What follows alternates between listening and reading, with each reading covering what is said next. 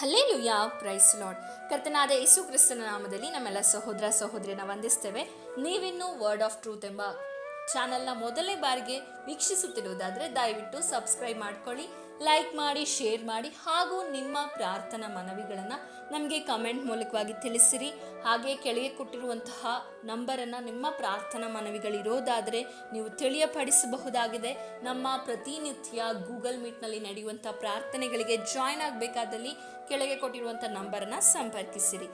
ಕರ್ತನ ನಾಮಕ್ಕೆ ಮಹಿಮೆ ಉಂಟಾಗಲಿ. ಈ ಮೂಲಕ ನನ್ನ ಮಾತುಗಳನ್ನು ವೀಕ್ಷಿಸುತ್ತಿರುವಂಥ ನಿಮ್ಮೆಲ್ಲರಿಗೂ ಪ್ರಭುವಾದ ಯೇಸು ಕ್ರಿಸ್ತನ ನಾಮದಲ್ಲಿ ನನ್ನ ಪ್ರೀತಿಯ ವಂದನೆಗಳನ್ನು ತಿಳಿಸೋನಾಗಿದ್ದೇನೆ. ಈ ಮೂಲಕ ನಿಮ್ಮೊಂದಿಗೆ ದೇವರ ವಾಕ್ಯನ ಹಂಚಿಕೊಳ್ಳುವುದರಲ್ಲಿ ತುಂಬ ಸಂತೋಷವುಳ್ಳವನಾಗಿದ್ದೇನೆ. ಮುಂದಿರುವ ಸಮಯ ದೇವರ ವಾಕ್ಯ ನಮ್ಮೊಂದಿಗೆ ಮಾತನಾಡಲಿಕ್ಕಾಗಿ, ದೇವರು ನಮ್ಮೊಂದಿಗೆ ಒಡನಾಡಲಿಕ್ಕಾಗಿ ನಮ್ಮ ಕಣ್ಣುಗಳನ್ನು ಮುಚ್ಚೋಣ. ಇರುವ ಸ್ಥಳಗಳಲ್ಲಿ ನಾವು ಪ್ರಾರ್ಥನೆ ಮಾಡೋಣ.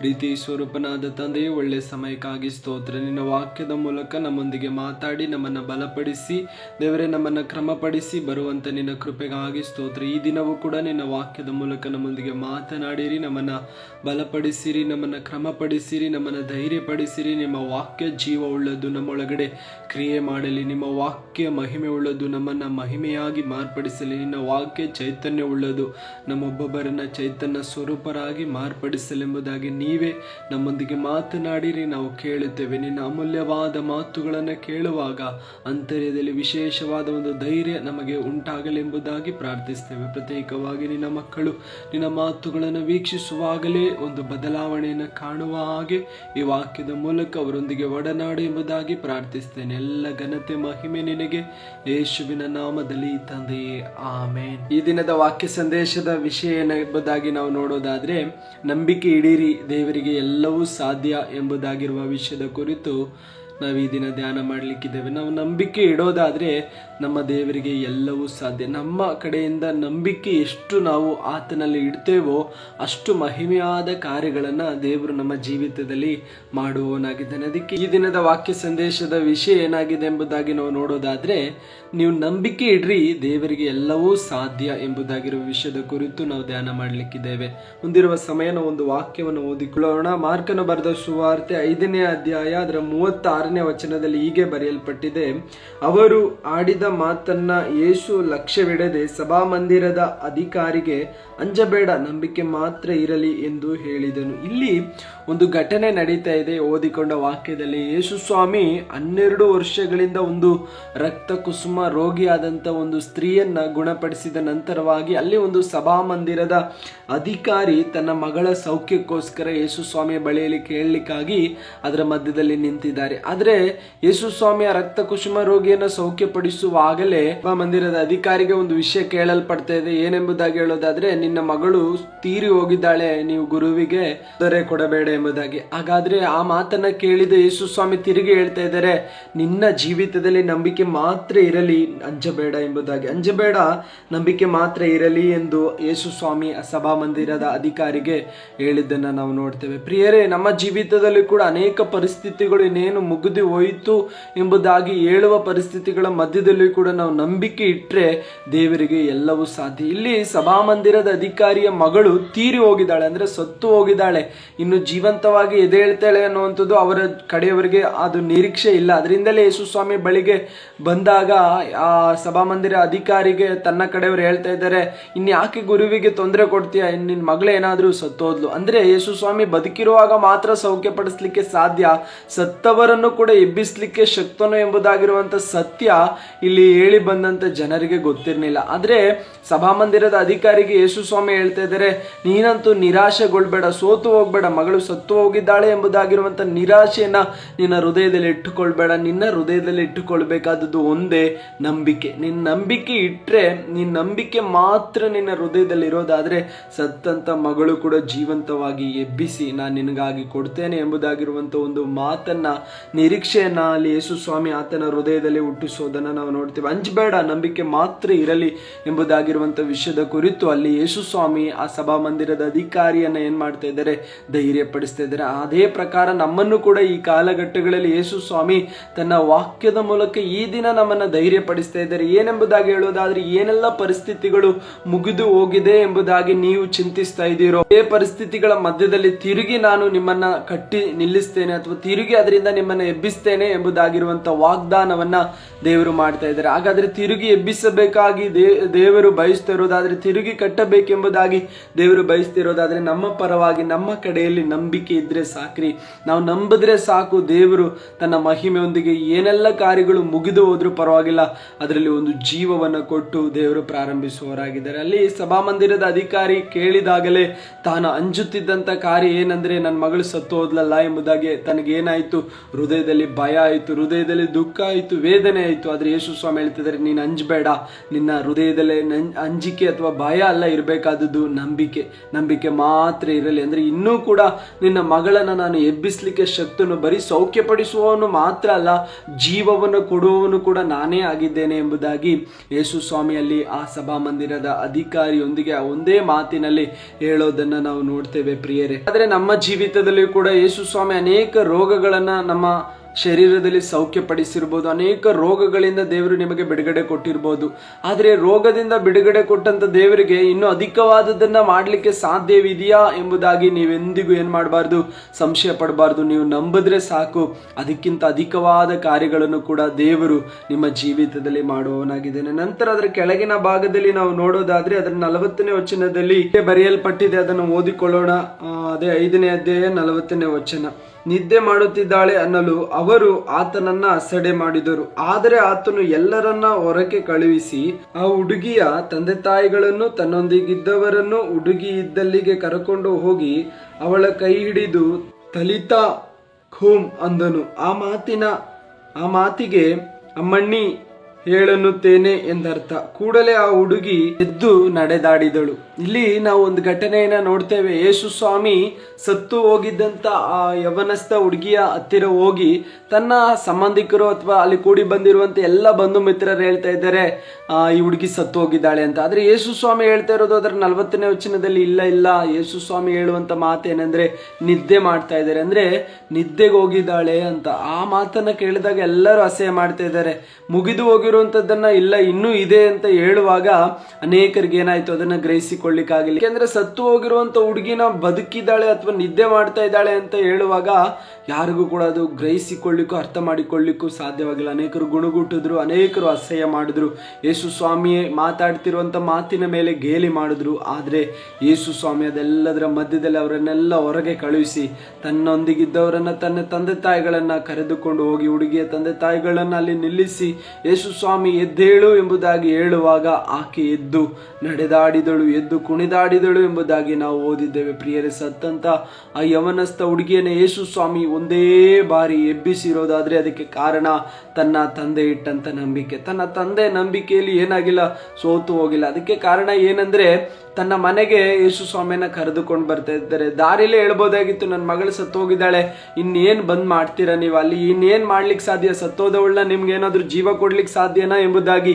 ಪ್ರಶ್ನೆ ಮಾಡ್ಬೋದಾಗಿತ್ತು. ಸತ್ತು ಹೋದಂತ ಹುಡುಗಿ ಹತ್ರ ಹೋಗಿ ಇನ್ನೇನ್ ಮಾಡ್ಲಿಕ್ಕೆ ಸಾಧ್ಯ, ಸತ್ತೋದ್ರಲ್ಲ ಬಿಡಿ ಎಂಬುದಾಗಿ ಯೇಸು ಸ್ವಾಮಿಯನ್ನ ಅಲ್ಲೇ ಇರಿ ಎಂಬುದಾಗಿ ಹೇಳ್ಬೋದಾಗಿತ್ತು. ಆದ್ರೆ ತಂದೆ ಆ ರೀತಿಯಾಗಿ ಮಾಡಿಲ್ಲ. ತಂದೆ ಪೂರ್ಣವಾಗಿ ಯೇಸು ಸ್ವಾಮಿಯನ್ನ ನಂಬಿದ್ರು, ಯೇಸು ಸ್ವಾಮಿ ಮೇಲೆ ನಂಬಿಕೆ ಇಟ್ರು. ಆತನಿಗೆ ಅಸಾಧ್ಯವಾದದ್ದು ಒಂದೂ ಇಲ್ಲ ಎಂಬುದಾಗಿ ಕೂಡ ನಂಬಿದ್ರು. ನೀವು ನಂಬಿಕೆ ಇಟ್ರೆ ದೇವರಿಗೆ ಅಸಾಧ್ಯವಾದದ್ದು ಒಂದೂ ಇಲ್ಲ ಪ್ರಿಯರೇ. ಯೇಸು ಸ್ವಾಮಿಯ ಮೇಲೆ ಆ ಅಧಿಕಾರಿ ನಂಬಿಕೆ ಇಟ್ಟಾಗ ಸತ್ತಂತ ಮಗಳನ್ನ ದೇವರು ತಿರುಗಿ ಕೊಟ್ಟಿರೋದಾದ್ರೆ ನಿಮ್ಮ ಜೀವಿತದಲ್ಲಿ ಏನೆಲ್ಲ ತೀರು ಹೋಯಿತು ಎಂಬುದಾಗಿ ಮನುಷ್ಯರು ಹೇಳುತ್ತಿದ್ದಾರೋ, ಏನೆಲ್ಲ ಮುಗಿದು ಹೋಯಿತು ಎಂಬುದಾಗಿ ಮನುಷ್ಯರು ಹೇಳ್ತಿದ್ದಾರೋ, ನಿನ್ನ ಜೀವಿತ ಇಷ್ಟೇ, ಇನ್ನು ಮುಂದೆ ನೀನು ಎದ್ದೋಳುವುದೇ ಇಲ್ಲ ಎಂಬುದಾಗಿ, ನಿನ್ನನ್ನ ರೋಗ ಮಲಗಿಸಿ ಬಿಟ್ಟಿದೆ, ನಿನ್ನನ್ನ ಮಂಚದಿಂದ ಎಬ್ಬಿಸೋದೇ ಇಲ್ಲ ಎಂಬುದಾಗಿ ಅನೇಕ ವ್ಯಕ್ತಿಗಳು ನಿನ್ನ ಕುರಿತು ಹೇಳುತ್ತಿರೋದಾದ್ರೆ ಈ ದಿನ ಮಗಳೇ, ಮಗನೇ, ನೀನು ಧೈರ್ಯ ಹೊಂದಬೇಕು. ಕರ್ತನು ನಿನ್ನ ಕರ ಹಿಡಿದು ಎಬ್ಬಿಸುವವನಾಗಿದ್ದಾನೆ. ನಿನ್ನ ಕೈ ಹಿಡಿದು ಎಲ್ಲಿ ನಿರ್ಜೀವವಾಗಿದೆಯೋ ಅಲ್ಲಿ ಜೀವವನ್ನು ತುಂಬಿ ಮೇಲೆತ್ತುವ ಕರ್ತನಾಗಿದ್ದಾನೆ. ನೀನು ನಂಬಿಕೆ ಇಟ್ಟರೆ ಸಾಕು, ದೇವರಿಗೆ ಅಸಾಧ್ಯವಾದುದು ಒಂದಿಲ್ಲ. ನೀನು ನಂಬಿಕೆ ಇಟ್ಟರೆ ಸಾಕು, ಯೇಸು ಸ್ವಾಮಿಗೆ ಅಸಾಧ್ಯವಾದುದು ಒಂದಿಲ್ಲ. ಖಂಡಿತವಾಗಲು ನೀವಿರುವ ಸ್ಥಳಗಳಲ್ಲಿ ಯಾವೆಲ್ಲ ವಿಷಯಗಳಲ್ಲಿ ಸೋತು ಹೋಗಿದ್ದೀರೋ, ಯಾವೆಲ್ಲ ವಿಷಯಗಳಲ್ಲಿ ನಿರಾಶೆ ಪಡ್ತಾ ಇದ್ದೀರೋ, ಯಾವೆಲ್ಲ ವಿಷಯಗಳು ಮುಗಿದು ಹೋಯಿತು ಎಂಬುದಾಗಿ ನೆನೆಸ್ತಾ ಇದ್ದೀರೋ, ಯಾವೆಲ್ಲ ವಿಷಯಗಳಲ್ಲಿ ಇನ್ನು ಜೀವ ಬರಲ್ಲ ಎಂಬುದಾಗಿ ನೀವೇ ಬರೆದಿಟ್ಟಿದ್ದೀರೋ, ಅವೆಲ್ಲ ವಿಷಯಗಳಲ್ಲಿ ಯೇಸು ಸ್ವಾಮಿಯ ಕರಸ್ಪರ್ಶನೆ ಉಂಟಾಗೋದಾದ್ರೆ, ಯೇಸು ಸ್ವಾಮಿಯ ಕರಸ್ಪರ್ಶ ಅದರ ಮೇಲೆ ಚಲಿಸೋದಾದ್ರೆ, ಯೇಸು ಸ್ವಾಮಿಯ ಸಾನ್ನಿಧ್ಯ ಅಲ್ಲಿ ಬರೋದಾದ್ರೆ, ಯೇಸು ಸ್ವಾಮಿ ಆ ಸ್ಥಳದಲ್ಲಿ ಬಂದು ಕರ್ತನ ಸಮ್ಮುಖದಲ್ಲಿ, ಕರ್ತನ ಸಾನ್ನಿಧ್ಯದಲ್ಲಿ ನಿಮ್ಮನ್ನ ನೀವು ಒಪ್ಪಿಸಿಕೊಡೋದಾದ್ರೆ, ಯೇಸು ಸ್ವಾಮಿ ಬಂದಾಗ ನೀವು ಸಂಪೂರ್ಣವಾಗಿ ಸಮರ್ಪಿಸಿ ಕೊಡೋದಾದ್ರೆ, ನಿಮ್ಮ ಹೃದಯದಲ್ಲಿ ಪರಿಪೂರ್ಣವಾದ ನಂಬಿಕೆಯನ್ನ ನೀವು ಇಡೋದಾದ್ರೆ, ಸತ್ತಂತ ವ್ಯಕ್ತಿಗಳನ್ನು ಕೂಡ ಯೇಸು ಸ್ವಾಮಿ ಏನ್ ಮಾಡ್ತಾರೆ, ಎಬ್ಬಿಸಿ ತಿರುಗಿ ಕರೆದು ಬಂದು ಆ ಯೌವನ ಸ್ಥಳನ ತನ್ನ ತಂದೆಯಾದ ಅಧಿಕಾರಿಗೆ ಕೊಟ್ಟ ಹಾಗೆ ನಿಮ್ಮ ಜೀವಿತದಲ್ಲಿ ಏನೆಲ್ಲ ನಿರ್ಜೀವವಾಗಿದೆಯೋ, ಏನೆಲ್ಲ ಮುಗಿದು ಹೋಗಿದೆಯೋ, ಏನೆಲ್ಲ ಇನ್ನು ನನ್ನ ಜೀವಿತದಲ್ಲಿ ಆಗೋದೇ ಇಲ್ಲ ಎಂಬುದಾಗಿ ನೀವೇ ಬರೆದು ಎಣಿಸಿ, ಇನ್ನು ನನ್ನ ಜೀವಿತದಲ್ಲಿ ಈ ಕಾರ್ಯ ನಡೆಯೋದೇ ಇಲ್ಲ ಎಂಬುದಾಗಿ ಅಂದುಕೊಂಡಿದ್ದೀರೋ, ಅವೆಲ್ಲ ವಿಷಯಗಳಲ್ಲಿ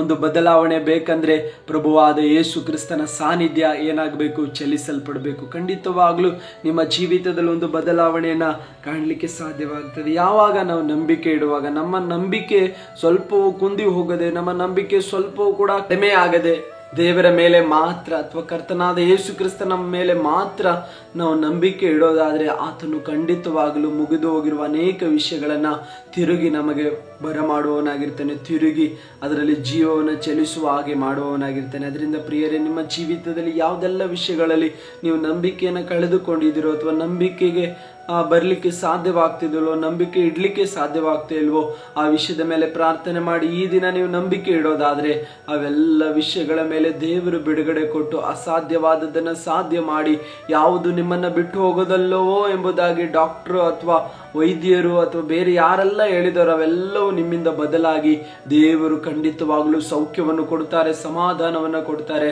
ಮಾತ್ರವಲ್ಲದೆ ನಿಮ್ಮನ್ನ ಪ್ರೀತಿಸಿ ನಿಮಗೆ ಬೇಕಾದ ಎಲ್ಲ ಕಾರ್ಯಗಳನ್ನ ಮಾಡಿಕೊಡುವವರಾಗಿದ್ದಾರೆ. ನಮ್ಮ ನಂಬಿಕೆ ಹೇಗಿರ್ಬೇಕಂದ್ರೆ, ನಾವು ಸಂಶಯ ಪಡದೆ ದೇವರನ್ನ ನಂಬಬೇಕು. ಸಂಶಯ ಪಡುವವನು ಗಾಳಿನ ಒಟ್ಟಿನ ಆಗಿರ್ತಾನೆ. ಅಂದ್ರೆ ಗಾಳಿ ಬಡಿದಾಗ ಸಂಶಯ ಪಡುವವನು ನಿಲ್ಲಿಕ್ಕೆ ಆಗಲ್ಲ, ಆತನು ಒಟ್ಟಿನ ಹಾಗೆ ತೂರಿಕೊಂಡು ಹೋಗ್ತಾನೆ. ಅದಕ್ಕೆ ಯೇಸು ಸ್ವಾಮಿ ಸಾನಿಕನಾದ ಯೋಹಾನನಿಗೆ ಆತನು ಒಂದು ಮಾತನ್ನ ಹೇಳ್ತಾ ಇದ್ದಾರೆ, ನನ್ನ ವಿಷಯದಲ್ಲಿ ಸಂಶಯ ಪಡೆದವನೇ ಧನ್ಯನೆಂಬುದಾಗಿ. ಹಾಗಾದ್ರೆ ಯೇಸು ಸ್ವಾಮಿಯ ವಿಷಯದಲ್ಲಿ ನಾವು ಸಂಶಯ ಪಡದೆ ನಂಬಬೇಕು. ನಮ್ಮ ನಂಬಿಕೆ ಹೇಗಿರ್ಬೇಕಂದ್ರೆ, ನಾವು ನಂಬಿಕೆ ಇಡುವಂತ ವಿಷಯದಲ್ಲಿ ಸ್ವಲ್ಪವೂ ಕೂಡ ಸಂಶಯ ಪಡಬಾರ್ದು. ಸಂಶಯ ಪಡದೆ ನಾವು ನಂಬಿದ್ರೆ ದೇವರು ನಮ್ಮ ಜೀವಿತದಲ್ಲಿ ಅದ್ಭುತ ಮಾಡ್ತಾರೆ. ನಮ್ಮ ನಂಬಿಕೆ ಅನ್ನುವಂಥದ್ದು ಸ್ವಲ್ಪವೂ ಸಂದೇಹವೂ ಸಂಶಯವೂ ಇಲ್ಲದೆ ಇರುವುದಾದ್ರೆ ಖಂಡಿತ ದೇವರು ಏನ್ ಮಾಡ್ತಾರೆ, ನಮ್ಮ ಜೀವಿತದಲ್ಲಿ ಅದ್ಭುತವನ್ನ ಮಾಡಿ ನಡೆಸ್ತಾರೆ. ಅಬ್ರಹಾಮನನ್ನ ನಾವು ಸತ್ಯವೇದ ಪುಸ್ತಕದಲ್ಲಿ ನೋಡೋದಾದ್ರೆ, ತನ್ನ ಮಗನನ್ನೇ ದೇವರು ತನಗೆ ಯಜ್ಞವಾಗಿ ಅರ್ಪಿಸು ಎಂಬುದಾಗಿ ಕೇಳಿಕೊಂಡಾಗ ಆದಿಕಾಂಡ ಪುಸ್ತಕ ಅದರ 22ನೇ ಅಧ್ಯಾಯನ ನಾವು ಓದುವಾಗ ಅದರಲ್ಲಿ ಒಂದು ದೊಡ್ಡ ಚರಿತ್ರೆಯನ್ನೇ ನಾವು ಕಾಣಲಿಕ್ಕೆ ಸಾಧ್ಯವಾಗುವಂತದ್ದಾಗಿದೆ.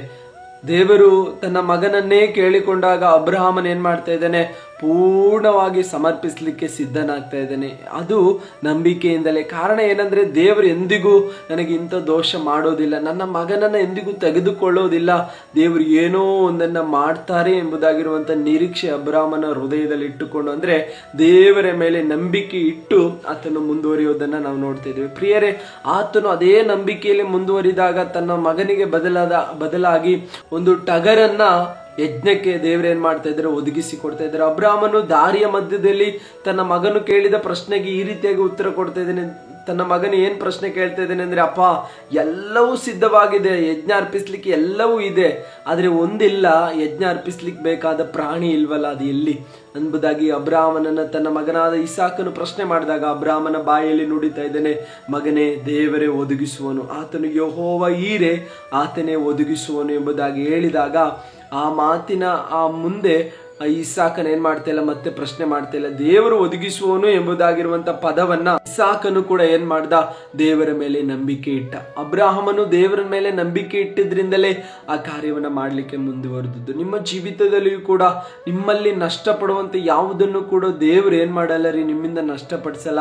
ಯಾವಾಗ ಗೊತ್ತಾ, ನಾವು ಪೂರ್ಣವಾದ ನಂಬಿಕೆ ದೇವರ ಮೇಲೆ ಇಟ್ಟಾಗ ಅನೇಕ ಬದಲಾವಣೆಗಳನ್ನ ನಮ್ಮ ಜೀವಿತದಲ್ಲಿ ದೇವರು ತರಬೇಕಂದ್ರೆ ನಾವೇನ್ ಮಾಡ್ಬೇಕು, ಪೂರ್ಣವಾಗಿ ದೇವರನ್ನೇ ನಂಬಿ ಬಿಡ್ಬೇಕು. ಪೂರ್ಣವಾಗಿ ನಾವು ದೇವರನ್ನ ನಂಬಿದ್ರೆ ಖಂಡಿತವಾಗ್ಲೂ ನಮ್ಮ ಜೀವಿತದಲ್ಲಿ ಅನೇಕ ಕಾರ್ಯಗಳನ್ನ ನಾವು ಕಾಣಲಿಕ್ಕೆ ಸಾಧ್ಯವಾಗ್ತದೆ. ಮತ್ತೊಂದು ಘಟನೆಯನ್ನ ನಾವು ಸತ್ಯವೇದದಲ್ಲಿ ನೋಡೋದಾದ್ರೆ, 12 ವರ್ಷಗಳಿಂದ ರಕ್ತ ಕುಸುಮ ರೋಗಿಯಾಗಿದ್ದಂತ ಒಂದು ಸ್ತ್ರೀ ಯೇಸು ಸ್ವಾಮಿಯ ಮೇಲೆ ನಂಬಿಕೆ ಇಟ್ಟು ಏನ್ ಮಾಡ್ತಾ ಇದ್ದಾಳೆ, ಯೇಸು ಸ್ವಾಮಿಯ ಉಡುಪನ್ನ ಮುಟ್ಲಿಕ್ಕಾಗಿ ಹೋಗ್ತಾ ಇದ್ದಾಳೆ. ಯೇಸು ಸ್ವಾಮಿಯ ಉಡುಪನ್ನ ಮುಟ್ಟಿದ್ರೆ ನನಗೆ ಸೌಖ್ಯ ಆಗ್ತದೆ, ಅಲ್ಲಿ ನನಗೆ ಈ ರಕ್ತ ಕುಸುಮ ರೋಗದಿಂದ ಒಂದು ಬಿಡುಗಡೆ ಸಿಗ್ತದೆ ಎಂಬುದಾಗಿ ಆ ಮಗಳು, ಆ ಸ್ತ್ರೀ ಏನ್ ಮಾಡ್ತಾ ಇದ್ದಾಳೆ, ದೇವರ ಮೇಲೆ ಅಥವಾ ಯೇಸು ಸ್ವಾಮಿಯ ಮೇಲೆ ಪೂರ್ಣವಾದ ನಂಬಿಕೆ ಇಟ್ಟು ಹೋಗುವಾಗ ತನಗೆ ಮನುಷ್ಯರು ಹೇಳಿದ್ರು ನಿನ್ನನ್ನು ಎಂದಿಗೂ ರೋಗ ಬಿಟ್ಟು ಹೋಗಲ್ಲ, ನಿನ್ನ ಜೀವಿತ ಇರೋ ತನಕ ಇರ್ತದೆ. ವೈದ್ಯರ ಹತ್ರ ಹೋದಾಗ ವೈದ್ಯರೆಲ್ಲ ಏನೇನೋ ಟ್ರೀಟ್ಮೆಂಟ್ ಕೊಟ್ಟರು, ಆದರೆ ಏನು ಸೌಖ್ಯ ಆಗಿಲ್ಲ. ಆಗ ಆಕೆ ಒಂದು ತೀರ್ಮಾನ ಮಾಡಿಕೊಂಡ್ಲು, ನಾನು ಸಾಯೋ ತನಕ ಈ ರೋಗ ನನ್ನನ್ನು ಬಿಟ್ಟು ಹೋಗಲ್ಲ, ಹಾಗಾದರೆ ನನ್ನನ್ನು ಸಾಯಿಸೇ ಈ ರೋಗ ನನ್ನನ್ನು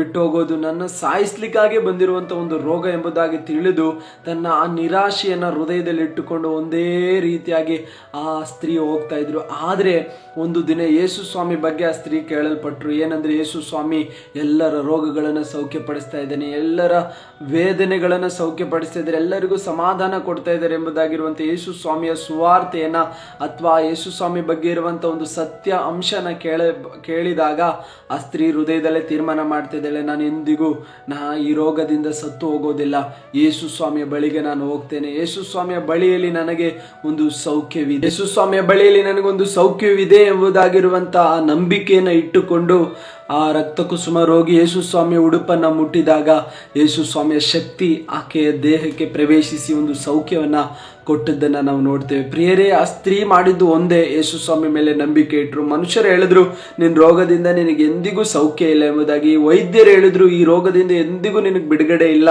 ಇದರಿಂದ ನಿನ್ನ ಮರಣನೇ ಹೊರತು ನೀನು ಜೀವಿಸೋದಿಲ್ಲ ಎಂಬುದಾಗಿ ಹೇಳಿದ್ರು. ಆದರೆ ಸ್ತ್ರೀ ಮಾಡಿದ ಒಂದೇ ಕಾರ್ಯ ದೇವರಿಗೆ ಸಾಧ್ಯ ಎಂಬುದಾಗಿ, ಯೇಸು ಸ್ವಾಮಿಗೆ ಸಾಧ್ಯ ಎಂಬುದಾಗಿ ತನ್ನ ಹೃದಯದಲ್ಲಿ ನಂಬಿ ಯೇಸು ಸ್ವಾಮಿ ಬಳಿಗೆ ಹೋದಾಗ ಯೇಸು ಸ್ವಾಮಿ ಆ ರೋಗದಿಂದ ಆಕೆಗೆ ಸೌಖ್ಯ ಕೊಟ್ಟದ್ದನ್ನು ನಾವು ನೋಡ್ತೇವೆ. ಪ್ರಿಯರೇ, ನಮ್ಮೆಲ್ಲರ ಜೀವಿತದಲ್ಲಿ ಈ ದೇವರನ್ನೇ ನಾವು ಪರಿಪೂರ್ಣವಾಗಿ ನಂಬಿ ಪರಿಪೂರ್ಣವಾಗಿ ಆತನ ಮೇಲೆ ನಂಬಿಕೆ ಇಡೋದಾದ್ರೆ ಅನೇಕ ಕಾರ್ಯಗಳನ್ನು ನಾವು ದೇವರಿಂದ ಹೊಂದಿಕೊಳ್ಳಿಕ್ಕೂ ದೇವರಿಂದ ಅದ್ಭುತಗಳನ್ನು ಕಾಣಲಿಕ್ಕೂ ಸಾಧ್ಯವಾಗುವಂಥದ್ದಾಗಿರ್ತದೆ. ಆದರೆ ಅನೇಕ ವಿಷಯಗಳಲ್ಲಿ ನಾವು ಪೂರ್ಣವಾಗಿ ದೇವರನ್ನ ನಂಬಲಿಕ್ಕೆ ಆಗ್ತಾ ಇಲ್ಲ. ದೇವರಿಂದ ಇದು ಸಾಧ್ಯನೋ ಸಾಧ್ಯವಿಲ್ಲವೋ ಎಂಬುದಾಗಿ ನಮ್ಮೊಳಗಡೆ ನಮಗೆ ಸಂಶಯ ಅನ್ನುವಂಥದ್ದು ಹುಟ್ಟಿ ಬಂದು ನಮ್ಮಲ್ಲಿರುವಂಥ ನಂಬಿಕೆಯನ್ನ ಕುಂದಿಸ್ತಾ ಇದೆ. ಆದರೆ ನೀವು ನಂಬಿಕೆ ಇಡ್ರಿ, ದೇವರಿಗೆ ಅಸಾಧ್ಯವಾದದ್ದು ಒಂದು ಇಲ್ಲ. ಈ ದಿನದಿಂದ ಏನೆಲ್ಲ ವಿಷಯಗಳಲ್ಲಿ ಮನುಷ್ಯನಿಗೆ ಅಸಾಧ್ಯವಾಗಿದೆಯೋ ಅಥವಾ ನಿಮ್ಮ ಕೈಯಿಂದ ಅಸಾಧ್ಯವಾಗಿದೆಯೋ, ಅನೇಕರು ಇದು ಆಗಲ್ಲ ಎಂಬುದಾಗಿ ಹೇಳಿದಾರೋ ಆ ವಿಷಯದ ಮೇಲೆ ನೀವು ದೇವರಲ್ಲಿ ನಂಬಿಕೆ ಇಡೋದಾದ್ರೆ, ದೇವರೇ ನನ್ನ ಮಗಳ ವಿವಾಹದ ವಿಷಯದಲ್ಲಿ, ನನ್ನ ರೋಗ ಸೌಖ್ಯದ ವಿಷಯದಲ್ಲಿ, ನನ್ನ ಕುಟುಂಬದ ವಿಷಯದಲ್ಲಿ, ನನ್ನ ಕೆಲಸದ ವಿಷಯದಲ್ಲಿ ನಾನು ನಿನ್ನನ್ನೇ ನಂಬ್ತೇನೆ ಸ್ವಾಮಿ. ಅನೇಕರು ಹೇಳಿದ್ರು ನನ್ನ ಜೀವಿತದಲ್ಲಿ, ನನ್ನ ಕುಟುಂಬದಲ್ಲಿ, ನನ್ನ ಆ ವೈಯಕ್ತಿಕವಾದ ಅನುಭವದಲ್ಲಿ ಸಮಾಧಾನ ಸಿಕ್ಕಲ್ಲ, ನಿನ್ನ ಜೀವನನೇ ಇಷ್ಟು ಎಂಬುದಾಗಿ, ನಿನ್ನ ರೋಗದಲ್ಲೇ ಸಾಹಿತಿ ಎಂಬುದಾಗಿ ಅನೇಕರು ನನಗೆ ಹೇಳ್ತಾ ಇದ್ದೀರಿ. ವೈದ್ಯರು ಹೇಳ್ತಾ ಇದ್ದೀರಿ ರೋಗ ನಿನ್ನನ್ನು ಬಿಟ್ಟು ಹೋಗೋದಿಲ್ಲ, ಈ ರೋಗದಿಂದ ನಿನಗೆ ಸೌಖ್ಯ ಸಿಕ್ಕೋದಿಲ್ಲ, ಅಥವಾ ನಿನ್ನ ಮಗಳಿಗೆ ಮದುವೆ ಆಗೋದಿಲ್ಲ, ನಿನ್ನ ಮಗಳಿಗೆ ಮಕ್ಕಳಾಗೋದಿಲ್ಲ, ನಿನಗೆ ಇನ್ನು ಮಕ್ಕಳೇ ಆಗೋದಿಲ್ಲ ಎಂಬುದಾಗಿ ನನ್ನ ಕುರಿತು ಹೇಳ್ತಾ ಇದ್ದಾರೆ. ನಿಮ್ಮಲ್ಲಿ ಯಾರು ಈ ಮಾತುಗಳನ್ನು ಕೇಳುವವರ ಹೃದಯದಲ್ಲಿ ಏನೆಲ್ಲ ನಿರಾಶೆಗಳಿದೆಯೋ ಪ್ರಿಯರೇ, ಅದೆಲ್ಲ ನಿರಾಶೆಗಳನ್ನು ತೆಗೆದುಹಾಕಿ ದೇವರ ಮೇಲೆ ನಂಬಿಕೆ ಇಡೋದಾದ್ರೆ, ಏನೆಲ್ಲ ವಿಷಯಗಳಲ್ಲಿ ನೀವು ಬಾಧೆ ಪಡ್ತಾ ಇದ್ದೀರೋ ಆ ಬಾಧೆಗಳ ಮಧ್ಯದಲ್ಲಿ ದೇವರು ಸೌಖ್ಯ ಕೊಟ್ಟೇ ಕೊಡ್ತಾನೆ, ಒಂದು ವೇಳೆ ಅದರಿಂದ ಬಿಡುಗಡೆ ಕೊಡ್ತಾನೆ ಎಂಬುದಾಗಿ ಪೂರ್ಣವಾಗಿ ಆತನನ್ನೇ ನೀವು ನಂಬೋದಾದ್ರೆ ಖಂಡಿತವಾಗ್ಲೂ ಆತನು ನಿಮಗೆ ಏನು ಮಾಡ್ತಾನೆ, ಬಿಡುಗಡೆಯನ್ನು ಕೊಟ್ಟು ಸೌಖ್ಯವನ್ನು ಕೊಟ್ಟು ಆತನು ನಿಮ್ಮನ್ನು ಮುನ್ನಡೆಸ್ತಾನೆ. ನಂಬಿರಿ, ನಂಬಿಕೆ ಇಡೀರಿ, ದೇವರಿಗೆ ಅಸಾಧ್ಯವಾದುದು ಒಂದಿಲ್ಲ. ನೀವು ನಂಬಿದ್ರೆ ಸಾಕು, ದೇವರಿಗೆ ಎಲ್ಲವೂ ಸಾಧ್ಯ. ಅದರಿಂದನೇ ಸತ್ತಂತ ಲಾಜರನ ಮನೆಗೆ ಹೋಗಿ ಆತನ ಅಕ್ಕ ತಂಗಿಯರ ಹತ್ರ ಯೇಸು ಸ್ವಾಮಿ ಹೇಳ್ತಾ ಇದ್ದಾರೆ, ನಂಬಿದ್ರೆ ದೇವರ ಮಹಿಮೆಯನ್ನು ಕಾಣುವಿರಿ. 4 ದಿನ ಆಗಿದೆ ಸಮಾಧಿಯಲ್ಲಿ ಇಟ್ಟು, ಆದರೆ ಯೇಸು ಸ್ವಾಮಿ ಒಂದೇ ಮಾತು, ನೀವು ನಂಬಿದ್ರೆ ನನ್ನ ಮಹಿಮೆಯನ್ನು ಕಾಣ್ತೀರಿ ಎಂಬುದಾಗಿ. ಆತನ ಕುಟುಂಬ ನಂಬಿದ್ರು. ಲಾಜರನು ಸತ್ತು 4 ದಿನ ಸಮಾಧಿಯಲ್ಲಿ ಇಡಲ್ಪಟ್ಟರು ಕೂಡ ಜೀವಂತವಾಗಿ ಎದ್ದು ಬಂದದ್ದನ್ನು ನಾವು ನೋಡ್ತೇವೆ. ಸಮಾಧಿಯಿಂದಲೂ ಕೂಡ 4 ದಿನದಿಂದ ದೇಹ ಕೊಳೆತು ಹೋದಂತ ಅನುಭವದಲ್ಲಿದ್ರು ಕೂಡ ಯೇಸು ಸ್ವಾಮಿಯ ಸ್ಪರ್ಶನೆ ಅದರ ಮೇಲೆ ಚಲಿಸಿದಾಗ ಜೀವ ಉಂಟಾಯಿತು. ನೀವು ನಂಬಿದ್ರೆ ಖಂಡಿತವಾಗ್ಲೂ ದೇವರಿಗೆ ಎಲ್ಲವೂ ಸಾಧ್ಯ. ಸತ್ತು 4 ದಿನ ಆದ್ರೂ ಪರವಾಗಿಲ್ಲ, ಆ ಗಳಿಗೆಯಲ್ಲಿ ಸತ್ತು ಹೋದಂತ ವ್ಯಕ್ತಿ ಆದಂತ ಯವನಸ್ಥ ಮಗಳಾದ್ರೂ ಪರವಾಗಿಲ್ಲ, ಏನೇ ವಿಷಯಗಳಾದ್ರೂ ನಾವು ನಂಬಿಕೆ ಇಡುವಾಗ ಅಸಾಧ್ಯವಾದದನ್ನ ದೇವರು ಏನ್ ಮಾಡ್ತಾರೆ, ಸಾಧ್ಯವಾಗಿ ಮಾರ್ಪಡಿಸ್ತಿದ್ದಾರೆ. ಹಾಗಾದ್ರೆ ನೀವು ನಂಬಿಕೆ ಇಡೀರಿ, ದೇವರಿಗೆ ಅಸಾಧ್ಯವಾದದ್ದು ಒಂದು ಇಲ್ಲ. ನಿಮ್ಮ ಜೀವಿತದಲ್ಲಿ ಏನೆಲ್ಲ ಅಸಾಧ್ಯ ಎಂಬುದಾಗಿ ನೀವು ತಿಳಿದುಕೊಂಡಿದ್ದೀರೋ ಅದೆಲ್ಲವೂ ದೇವರು ಖಂಡಿತವಾಗ್ಲೂ ಸಾಧ್ಯವಾಗಿ ಮಾರ್ಪಡಿಸುವನಾಗಿದ್ದಾನೆ. ಕಣ್ಣುಗಳನ್ನು ಮುಚ್ಚೋಣ. ಈ ವಾಕ್ಯಗಳ ಮೂಲಕ ದೇವರು ನಿಮ್ಮೊಂದಿಗೆ ಒಡನಾಡಿದ್ದಾರೆ, ದೇವರು ನಿಮ್ಮಲ್ಲಿ ನಂಬಿಕೆಯನ್ನು ಹೆಚ್ಚಿಸಿದ್ದಾರೆ ಎಂಬುದಾಗಿ ನಾನು ಕೂಡ ನಂಬುವನಾಗಿದ್ದೇನೆ. ದೇವರಲ್ಲಿ ನಂಬಿಕೆ ಇಡೀರಿ, ದೇವರು ನಿಮ್ಮ ಜೀವಿತದಲ್ಲಿ ಅದ್ಭುತವನ್ನ ಮಾಡ್ತೇನೆ. ದೇವರಿಗೆ ಅಸಾಧ್ಯವಾದದ್ದು ಒಂದೂ ಇಲ್ಲ. ನೀವು ನಂಬಿಕೆ ಇಟ್ಟರೆ ಸಾಕು, ದೇವರ ಆ ಗಳಿಗೆಯಲ್ಲಿ ಅದ್ಭುತಗಳನ್ನು ಮಾಡಿ ನಿಮ್ಮ ಜೀವಿತದಲ್ಲಿ ಬಿಡುಗಡೆಯನ್ನು ಕೊಟ್ಟು ಏನೆಲ್ಲ ಬಾಧೆಗಳು ನಿಮ್ಮನ್ನು ಸುತ್ತಿಕೊಂಡಿದ್ರು ಅದೆಲ್ಲದರಿಂದ ಹೊರತಂದು ನಿಮ್ಮನ್ನು ಸಂತೋಷ ಸಮಾಧಾನವಾಗಿ ದೇವರು ನಡೆಸುವನಾಗಿ ದೇವರಾಗಿದ್ದಾನೆ. ಪ್ರೀತಿ ಸ್ವರೂಪನಾದ ತಂದೆಯೇ, ಒಳ್ಳೆಯ ಸಮಯಕ್ಕಾಗಿ ಸ್ತೋತ್ರ. ಯಾರೆಲ್ಲ ಈ ದಿನ ಈ ಮಾತುಗಳನ್ನು ವೀಕ್ಷಿಸಿದಾರೋ ಅವರೆಲ್ಲರ ಮೇಲೆ ನಿನ್ನ ಕೃಪೆಯಲ್ಲಿ ನಂಬಿಕೆ ಇಡೀರಿ. ದೇವರ ಸಮ್ಮುಖದಲ್ಲಿ ದೇವರಿಗೆ ಅಸಾಧ್ಯವಾದದ್ದು ಒಂದೂ ಇಲ್ಲ ಎಂಬುದಾಗಿರುವಂಥ ವಿಷಯದ ಕುರಿತು ನಾವು ಧ್ಯಾನ ಮಾಡಿಕೊಂಡಿದ್ದೇವೆ. ಅಪ್ಪ, ನಿನ್ನಲ್ಲಿ ನಂಬಿಕೆ ಇಡುವವರಾದರೆ ದೇವರೇ, ನಿನ್ನಲ್ಲಿ ನಂಬಿಕೆ ಇಟ್ಟು ನಾವು ಜೀವಿಸೋದಾದರೆ, ನಿಮ್ಮಲ್ಲೇ ನಂಬಿಕೆ ಇಟ್ಟು ನಾವು ಮುಂದೆ ಹೋಗೋದಾದರೆ ನಿಮ್ಮಿಂದ ಅಸಾಧ್ಯವಾದದ್ದು ಒಂದೂ ಇಲ್ಲ ಸ್ವಾಮಿ. ಎಲ್ಲವೂ ಸಾಧ್ಯಪ್ಪ. ಸತ್ತಂತ ಯವನಸ್ಥಳನ ಎಬ್ಬಿಸಿದ್ದಿ ದೇವರೇ, ಸ್ತೋತ್ರ. ಸಂಶಯ ಪಡೆದ ನಂಬೋದಾದರೆ ಅನೇಕ ಕಾರ್ಯಗಳನ್ನು ನನ್ನ ಮೂಲಕ ಕಾಣುತ್ತೀ ಎಂಬುದಾಗಿ ಯೋಹಾನನಿಗೆ ನೀನು ಹೇಳಿದ್ದಿ ಸ್ವಾಮಿ. ನಂತರವಾಗಿ ನಾವು ನೋಡೋದಾದರೆ ಆ ರಕ್ತ ಕುಷ್ಮರೋಗಿ ನಿನ್ನ ಮೇಲೆ ನಂಬಿಕೆ ಇಟ್ಟಾಗ ದೇವರೇ, ಅನೇಕರು ಕೈ ಬಿಡಲ್ಪಟ್ಟಿದ್ರು ಸ್ವಾಮಿ, ಆದರೆ ನಿನ್ನ ಮೂಲಕ ಸೌಖ್ಯವನ್ನು ಹೊಂದಿಕೊಂಡಿದ್ದಾಳೆ. ಅಬ್ರಹಾಮನ ಜೀವಿತದಲ್ಲಿ ದೇವರೇ, ಮಗನನ್ನೇ ಅರ್ಪಿಸಬೇಕು ಎಂಬುದಾಗಿ ಕೇಳಿಕೊಂಡಾಗಲೂ ನಿನ್ನನ್ನೇ ಆತನು ನಂಬಿದನು. ಅಪ್ಪ ದೇವರೇ, ಮಗನಿಗೆ ಬದಲಾಗಿ ಒಂದು ಟಗರನ್ನು ನೀನು ಒದಗಿಸಿ ಕೊಟ್ಟಿದ್ದಿ. ನಾವು ನಂಬ್ತೇವೆ ನಿನ್ನ ಜೀವಿತದಲ್ಲಿ ಕರ್ತನಪ್ಪ, ಏನೆಲ್ಲ ಪರಿಸ್ಥಿತಿಗಳಲ್ಲಿ ನಾವು ಹಾದು ಹೋಗ್ತಾ ಇದ್ರು ಅದರ ಮಧ್ಯದಲ್ಲಿ ನಿನ್ನ ಕರ ಸ್ಪರ್ಶಿಸಲಿ ದೇವರೇ. ಈ ದಿನದ ವಾಕ್ಯ ಸಂದೇಶದ ವಿಷಯದ ಪ್ರಕಾರ ದೇವರೇ, ನಂಬಿಕೆ ಇಡೀರಿ. ದೇವರಿಗೆ ಅಸಾಧ್ಯವಾದದ್ದು ಒಂದೂ ಇಲ್ಲ ಎಂಬುದಾಗಿರುವಂಥ ರೀತಿಯಲ್ಲಿ ನಿನ್ನ ಮೇಲೆ ನಂಬಿಕೆ ಇಟ್ಟು ಅನೇಕ ಕಾರ್ಯಗಳನ್ನು ಹೊಂದಿಕೊಳ್ಳುವ ಹಾಗೆ ಕೃಪೆ ಕೊಡಿ ಸ್ವಾಮಿ. ಸತ್ತು 4 ದಿನ ಆದಂಥ ಲಾಜರನನ್ನ ಸಮಾಧಿಯಿಂದ ದೇವರೇ ಜೀವಂತವಾಗಿ ನೀನು ಹೊರತಂದಿರೋದಾದರೆ ನಮ್ಮ ಜೀವಿತದಲ್ಲಿ ಏನೆಲ್ಲ ಕಾರ್ಯಗಳು ನಿರ್ಜೀವವಾಗಿದೆಯೋ ಅದೆಲ್ಲದರ ಮೇಲೆ ನೀನು ಅದ್ಭುತ ಮಾಡೆಂಬುದಾಗಿ, ರೋಗದ ಮೇಲೆ ದೇವರೇ, ಕುಟುಂಬದ ಸಮಸ್ಯೆಯ ಮೇಲೆ, ಮಕ್ಕಳಿಲ್ಲದೆ ಇರುವವರ ಮೇಲೆ ದೇವರೇ, ಯಾರೆಲ್ಲ ಕೆಲಸಕ್ಕಾಗಿ ತವಕ ಪಡ್ತಾ ಇದ್ದರು, ವಿದ್ಯಾಭ್ಯಾಸದಲ್ಲಿ ದೇವರೇ ನಿರಾಶೆಗೊಂಡಿದ್ದವರು ಅವರೆಲ್ಲರ ಮೇಲೆ ನಿನ್ನ ಕರ ಸ್ಪರ್ಶಿಸಲಿ. ಈಗಲೇ ಅವರೆಲ್ಲರೂ ನಿನ್ನ ಮೇಲೆ ನಂಬಿಕೆ ಇಟ್ಟು ದೇವರೇ, ನಿನ್ನಿಂದ ಕರ್ತನೆ ಅದ್ಭುತಗಳನ್ನು ಕಾಣುವ ಹಾಗೆ ಕೃಪೆ ಕೊಡಿರಿ ಸ್ವಾಮಿ. ನಂಬಿಕೆ ಇಡೀರಿ. ದೇವರ ಮಹಿಮೆಯನ್ನು ಕಾಣುವಿ ಎಂಬುದಾಗಿ ನಿನ್ನ ಮಾತನ್ನು ಅವರು ಅನುಸರಿಸುವ ಹಾಗೆಯೂ, ನಂಬಿಕೆ ಇಟ್ಟು ನಿನ್ನಿಂದ ಅಸಾಧ್ಯವಾದದ್ದು ಒಂದೂ ಇಲ್ಲ ಎಂಬುದಾಗಿ ನಿನ್ನ ಬಗ್ಗೆ ಅನೇಕರಿಗೆ ಸಾರಿ ಹೇಳುವ ಹಾಗೆಯೂ ಕೃಪೆ ಕೊಡಿರಿ. ನೀ ನಡೆಸೆಂಬುದಾಗಿ ಪ್ರಾರ್ಥಿಸ್ತೇನೆ. ಪ್ರಾರ್ಥನೆ ಕೇಳಿದಕ್ಕಾಗಿ ಸ್ತೋತ್ರ, ಯೇಸುವಿನ ನಾಮದಲ್ಲಿ ತಂದೆಯೇ, amen. Praise the Lord. God bless you. ದೇವರ ವಾಕ್ಯದ ಮೂಲಕ ನಿಮ್ಮನ್ನು ಆಶೀರ್ವದಿಸಲಿ. ಆಮೇನ್.